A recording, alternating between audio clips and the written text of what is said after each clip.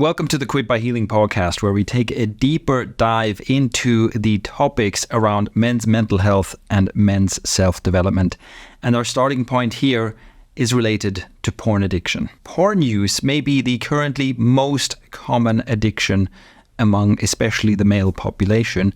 Many people are addicted to this. Many of them don't even realize that it's an addiction, have no idea how this affects the brain and the dopamine system. And it is the cause of a lot of confusion and suffering. And for men specifically, this is often one of the big blockers to you becoming the man you're meant to be and to your own personal development. Today, I'm going to do a bit of untangling because some of the suffering and confusion caused by porn addiction has to do with a tangle it creates between sexual desire in general, between everything to do with sexual desire and sexuality, from dating and romance to masturbation and sex, and that all gets tangled up with porn and the addictive behavior and all of the negative consequences that come with it. A basic idea that I've always advocated for through Quit by Healing is that yes, porn is addictive and it does a lot of harm, and you're probably better off without it in your life. But that doesn't mean that masturbation is bad. It doesn't mean that sex is bad. It doesn't mean that you should feel ashamed about your sexual desires. And I've seen that for many porn users, these ideas are quite challenging. And one of the reasons for that is that many people cannot really distinguish between pornography, masturbation, and sex. For some of you listening, when I say that these are three separate, distinct things, that makes perfect sense. But for many porn users, it doesn't really, even though maybe theoretically you understand, yeah, okay, those are three different things. In practice, many porn users have never experienced these separately because many, especially younger people, have grown up with screens and internet access and may have discovered masturbation through pornography. So you came across sexual imagery, pornographic imagery first. You experienced arousal and you then discovered masturbation. And you have only ever masturbated to pornography. So right away, porn and masturbation are kind of interlinked in your experience, in your lived experience. There is no separation. They've always been together. This is true for millions of people. Also, many people have experienced masturbating to pornography, but have never experienced actual sex with a partner. And again, this is especially true for younger people because, well, it's normal that you start being sexually active at some point in adulthood. So if you're in your teens or early 20s and you've never had sex before, that's actually perfectly normal.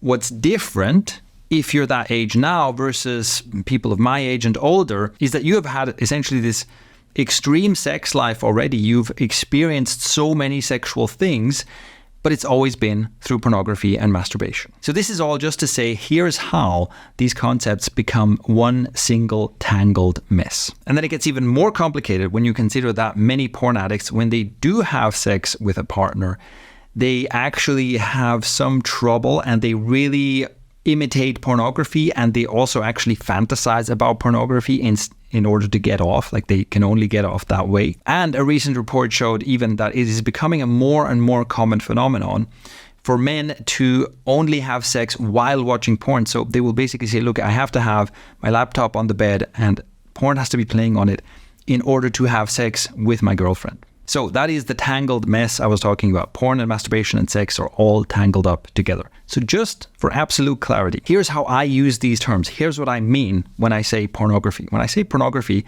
I mean any kind of stimulative material that you consume that is arousing. So that can be videos of people having sex. It can be pictures. It can be pictures of people in various states of undress. It doesn't really matter, how hardcore it is. It can be drawn stuff. It can be animated stuff. It can be audio. If you're consuming something that has the express purpose of turning you on, that's what I mean when I talk about porn. Masturbation is simply the act of touching yourself in an arousing way. And of course, masturbation can happen without porn. Just like you can watch pornographic stuff and not touch yourself, you can touch yourself and not watch pornographic stuff. And finally, when I say sex, when I use the word sex, what I mean is a real life, in-person interaction with another person where you are touching each other in ways that are sexually arousing. And exactly what you're doing and whose genitals are doing what doesn't really matter. What matters is that it's in real life. It is not on a screen. It's you and another person interacting with each other. And yes, it could also be more people, that's still sex. But that's the important distinction here, right? Pornography is the consumption, masturbation is self-pleasure, and sex is pleasure with another. Why is it important to make this distinction in the first place? Well, from my research and from my work with people, I have seen that something is very clearly true, which is this. Pornography is harmful. And it's quite easy to explain why pornography is harmful. I've covered this extensively in other content pieces, but in short, pornography is a hyperstimulus. Pornography is just like cigarettes or other stimulating drugs. It kind of hooks into part of your brain, kind of overdrives part of your brain. And because it's such a strong stimulus, it makes you want more and more. In a way, porn tricks your brain into wanting more porn. And this leads to a cycle of escalation and overuse. And it leads to suffering. It leads to the kind of situation where even if you realize that it is harmful for you, you can't stop yourself from doing it. And this is what we call addiction. This is an effect that pornography reliably has, especially on men who use it. And I'm very comfortable to say that there is a large base of evidence that shows us that yes, pornography is addictive and it is harmful. And that's why I say that in general, you're very likely to be better off without pornography in your life. However, on the other hand, my research and my experience also tells me that masturbation by itself is not particularly harmful, and sex and sexuality by themselves are not harmful and not bad. And at this point, it might be good to remind listeners that I am not religious, and none of what I talk about is religiously motivated, meaning that I do not believe that there is a God or a higher power who is upset with you because you touched yourself in a way that is pleasurable or because you touched someone else in a way that is pleasurable. I do not believe that sexual desire and sexual pleasure are sinful or bad in any way. Now, if you have religious beliefs, and that's one of the reasons you want to quit porn, and if you do believe that it's somehow sinful or shameful or whatever to touch yourself or touch someone else, that's between you and God. And if that's you, and if you're skeptical of my idea that this stuff isn't actually bad or sinful, what I would suggest is that you, in whatever way you can, have a conversation with your God about whether all this sexual shame and tension really serves anyone. Does it serve you? Does it serve someone else? Does it serve your community to be someone who is steeped in shame about their very basic desires? I think that is worth exploring. Now that we've covered these very basics, there are some deeper topics here that are worth exploring. So, as I've established just now, I believe that pornography is harmful and addictive. Other forms of sexual expression and desire are not harmful and not bad for you. And this is one of the reasons why one of my basic recommendations to quit porn is to focus on pornography. Get pornography out of your life and don't do nofap. So don't tangle up pornography with masturbation and say both of them are bad and what I need to do is never watch porn again and also never masturbate again. Look, this is simply trying to quit two things at the same time, and it's harder to do that than trying to quit one thing at a time. Plus, you're trying to quit something that's harmful plus something that's not really harmful, and you're just making it harder for yourself. So a lot of guys will simply find it a lot easier to focus on just being porn-free, and sometimes when you have a really strong sexual urge, you masturbate. You masturbate without porn. And that helps you stay porn-free. And then the longer you're porn-free, the easier it is to stay porn-free, right? Eventually, it's just your new normal. It's just a new habit. And if you want to stop masturbating or if you want to reduce your masturbation, it is much better to do that once you're already porn-free. Once you haven't seen porn in like 90 days or so, then you can go, hold on, maybe I'm masturbating every day. And I go, maybe this is too much. Maybe this is not good for me. Maybe this is also, it can also be slightly addictive. It can also be compulsive, right? And you go, you know what, I don't think it's good for me to be masturbating every day. But now that I'm porn-free, now I can address this and see what happens if I also cut out masturbation. I can see, does it feel better? And maybe you come to the conclusion that you want to be someone who never masturbates. Maybe you come to the conclusion that you want to be someone who masturbates whenever you actually feel some desire and there's no one you're having sex with. And that's probably not every day. That might be once a week or twice a week or something like that. But you can come to a healthy conclusion on your own through experimentation. But the basic idea is do it separately. Do one after the other. It just increases your chances of success. Now, this would be my universal recommendation for everyone, but unfortunately, it's not. And this brings us back to the tangled mess. In my experience, for most people who want to quit porn, this is a better approach to do it. Separate porn from masturbation, stay porn-free, allow yourself to masturbate. For some people, this just doesn't work. As soon as you start masturbating, it's so tied up with your addiction. As soon as you start masturbating, you lose control, you end up watching porn. And in that case, you do have to quit both. But even if the method of quitting works for you, so you're porn-free but you masturbate, you might find that you masturbate a lot. And let's say you do it every day or even several times a day. And you will probably find that because you have porn brain, because your brain has been so affected by porn use, what you're really doing when you're masturbating is you're creating porn in your mind. And a typical symptom of this is that you have the same sense of escalation in your mind as you had in your porn use. So when you use porn, and this is the same with any addiction, there's always an element of escalation. With pornography, it's that initially you get excited about just like seeing a naked person, right? A picture of a naked person. That's exciting. And you might masturbate and orgasm just from one picture. But over time, you need more and more stimulation. And you're watching videos, and you're watching maybe videos of people having sex, but then that's not stimulating enough. And then you get into more niche fetish stuff, right? And eventually you're watching like really specific, maybe really extreme, maybe even disturbing stuff. Why does this happen, right? So now you're watching, you have like 17 tabs open with some fairly disturbing, really extreme stuff happening in each one. And that's how you get off. Now, why did this happen? How do you get from just being excited from seeing a naked person to all of this?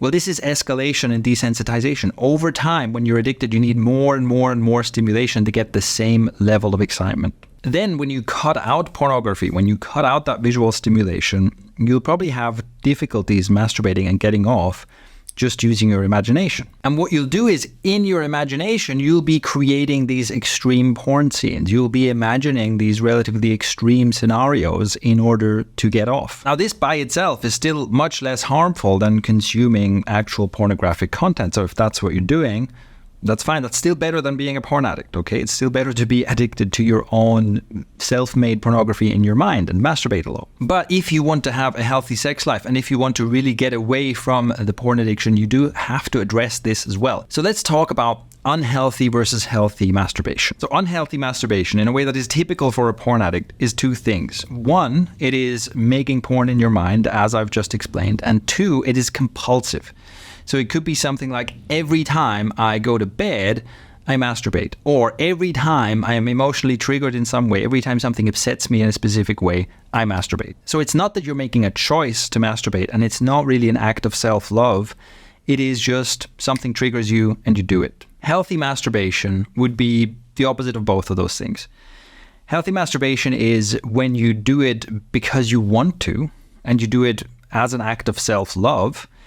And it is when you focus on the sensations. The best and healthiest way to masturbate is to do it when you feel sexual desire and you feel like right now, the way I want to respond to that sexual desire is through masturbation. And when the act of masturbation is basically mindful, where you are focusing on the feelings in your body and you're focusing on making yourself feel really good.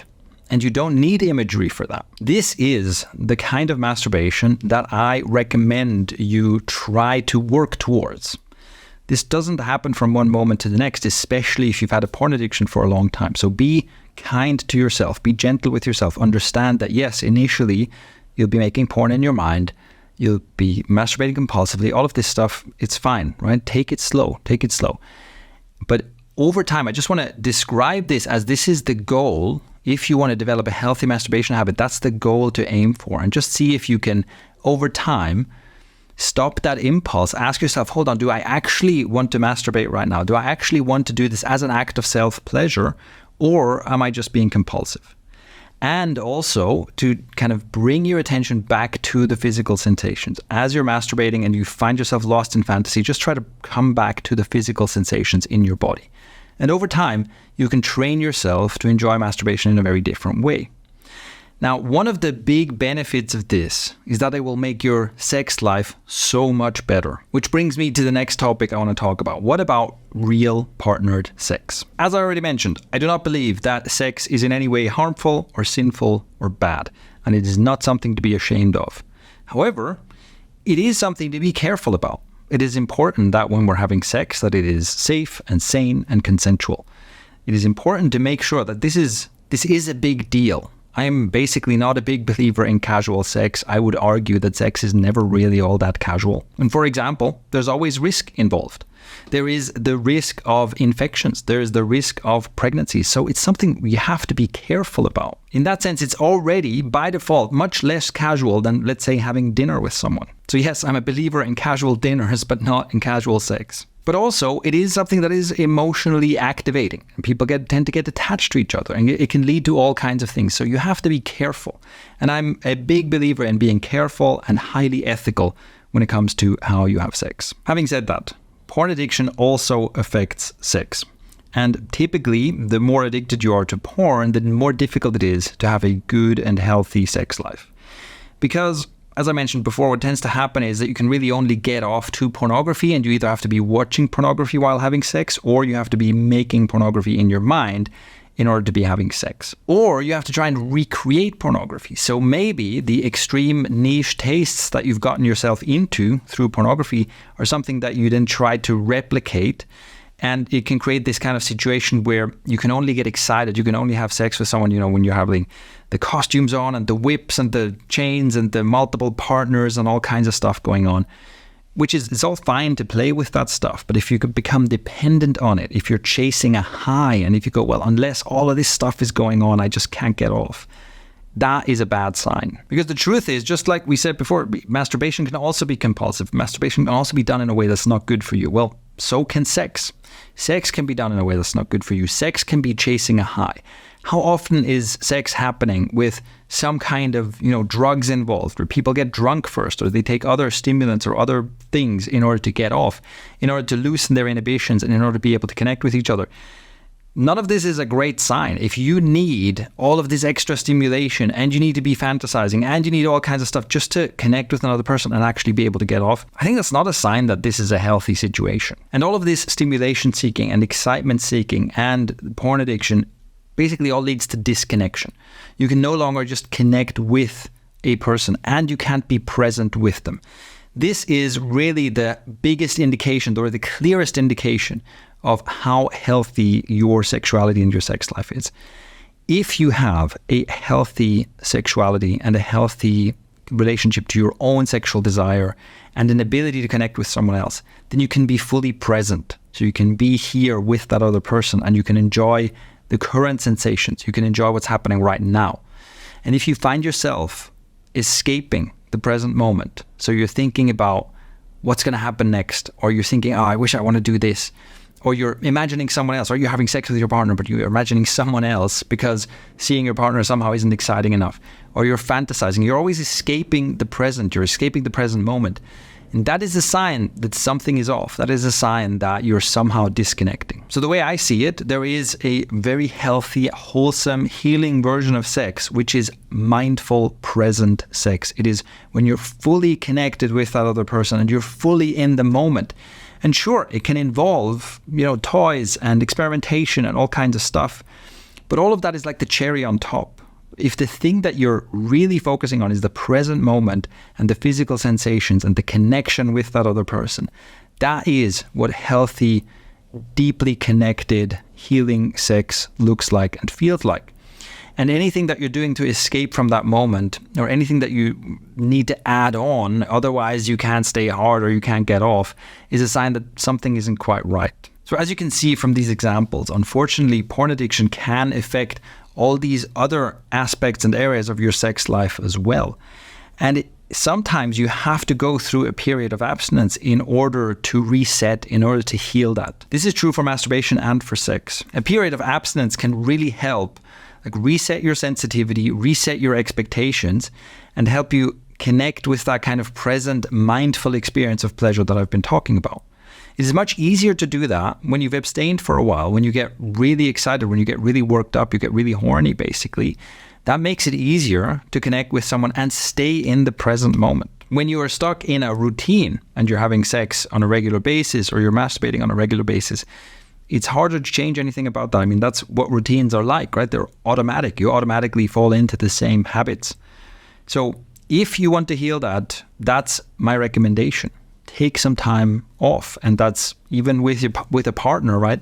Tell them about this, communicate with them and tell them, hey, let's just not have sex for a while. And you can still be, maybe you can give each other massages. You can still be close. You can still be with each other, but you can say, let's just not go to the sexual for a while. And let's let that build up. Let's let the desire for each other build up.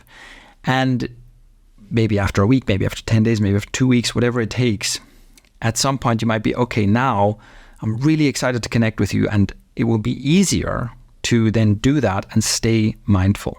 So there you go. That is kind of a summary of the tangled mess of sex and porn and masturbation and my recommendations of how to untangle them. As you can see, what I'm presenting here is a nuanced view and it's a bit difficult. Most of the time when you look at nofap stuff, when you go into a nofap forum or look at religiously motivated content about quitting porn, it is much easier to understand because it's a black and white picture. Because it just says all of this stuff is bad, it's sinful, don't do it.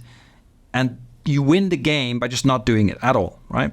The less you do it, the better it is. So someone who, no porn, no masturbation, no sex, nothing at all. I'm not even looking at women, right? It's like I turn my eyes away when I see a woman in real life. It's like that's almost, you're the best, you're winning at nofap because you're avoiding all the bad things. That's very black and white. That's very easy to understand.